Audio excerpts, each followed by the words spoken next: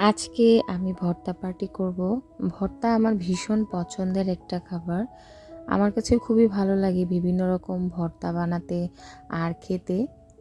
তো সেই অনুযায়ী আজকে ভাবলাম যে কয়েক পদের ভর্তা বানাই, খুবই অল্প উপকরণ দিয়ে। তো প্রথমে আমি চলে গেলাম আমাদের কলা গাছ থেকে কিছু কলা পাড়ার জন্য। এটাকে বলা হয় আনাজি কলা বা কাঁচকলা। তো আমি যেহেতু কাঁচকলার ভর্তা বানাবো, সেজন্য কিছু কাঁচকলা নিয়ে নিয়েছি আর নিয়েছি একটা পেঁপে।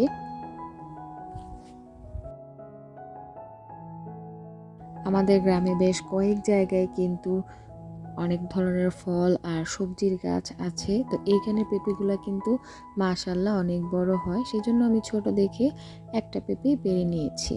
আর ভর্তা বানাবো কচু পাতার ভর্তা, সেজন্য আমাদের বাড়ির পাশ থেকে কয়েকটা শুধু কচু পাতা নিচ্ছি। কচি কচি যে কচু পাতাগুলো থাকে না, ওগুলাই নিচ্ছি। ওগুলা দিয়ে আমি খুব মজার একটা ভর্তা বানাবো।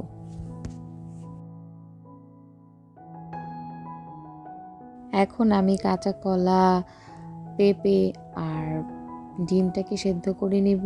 যেহেতু কয়েক পদের ভর্তা আমি বানাবো, তো ঘরে যা যা ছিল সেগুলা দিয়ে আমি ভর্তাটা বানাবো। তো এখানে কিন্তু আমি বরবটিও নিয়েছি। বরবটিগুলা গাছ তো আপনাদের সাথে শেয়ার করেছি, সেজন্য নতুন করে আর শেয়ার করিনি। তো এখানে দেখুন খোসা সহ আমি 4টা টুকরা করে পেঁপেগুলাকে দিয়ে দিয়েছি। তারপর যে কাঁচা কলা ওগুলাও মাঝখান দিয়ে আমি 2টা ফালি করে দিয়ে দিয়েছি। দিয়ে এবার আরও কিছুটা পানি দিয়ে, ডুবে থাকবে এরকম টাইপের পানি দিয়ে আমি এটাকে সেদ্ধ করতে বসিয়ে দিব। তো আমি এখানে আজকে 2টা ব্রয়লার মুরগির ডিম নিয়েছি। বাসায় কিন্তু হাঁসের ডিম ছিল, বাট ওগুলা ছিল একেবারেই নতুন, যেগুলা কিনা খোসাগুলা উঠবে না, সেজন্য আমি আর ওগুলা নিইনি। তা এখন ঢাকনা দিয়ে ঢেকে আমি খুব ভালো করে সেদ্ধ করে নিব। আগে আমি কলা আর ডিমটা নিয়ে নিব, কারণ কলা আর ডিমটা খুব তাড়াতাড়ি সেদ্ধ হয়ে যায়। আর পেঁপেগুলোকে আমি আরও একটু সময় নিয়ে খুব ভালো করে সেদ্ধ করে নেব। সবগুলাকে সেদ্ধ করে আমি উঠিয়ে নিয়েছি। আর পেঁপেটা কিন্তু সেদ্ধ হতে একটু সময় লাগবে। পেঁপেটা উঠানোর পর আমি কড়াইতে দিয়ে দিয়েছি সামান্য একটু সরিষার তেল। তারপর এখানে দিয়ে দিলাম 2 টুকরা মাছ। 2 টুকরা মাছ দেওয়ার পরে এখানে আমি দিয়ে দিব কচু পাতাগুলা। কচু পাতাগুলা এখন দেখতে বেশি মনে হলেও এগুলা কিন্তু সেদ্ধ হয়ে চুপসে যাবে। তো এবার হচ্ছে আমি কচু পাতার উপরে দিচ্ছি বেশি করে রসুন বাটা আর পেঁয়াজ কুচি দিয়ে এটা আমি খুব ভালো করে সেদ্ধ করে নিব। এখন হচ্ছে আমার বাকি যে ভর্তাগুলা ওগুলা রেডি করার পালা। তো এখানে একজন মাছ বেছে দিচ্ছে আর আমি এখানে আগে পেঁপে ভর্তাটা বানাচ্ছি। প্রথমে আমি শুকনা মরিচ কিছু ভেজে নিয়েছিলাম।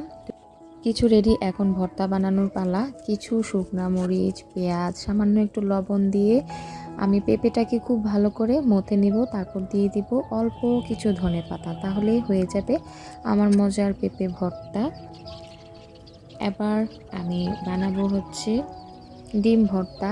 তো ডিম ভর্তার ঠিক সেম প্রসেস। এখানে আমি কয়েকটা শুকনো মরিচ সামান্য একটু লবণ দিয়ে মেখে নিয়েছি। তারপর নিয়েছি পেঁয়াজ কুচি, তারপর সামান্য একটু সরিষার তেল দিয়েছি। আমি এখানে সব ভর্তাতেই সরিষার তেল দিয়েছি।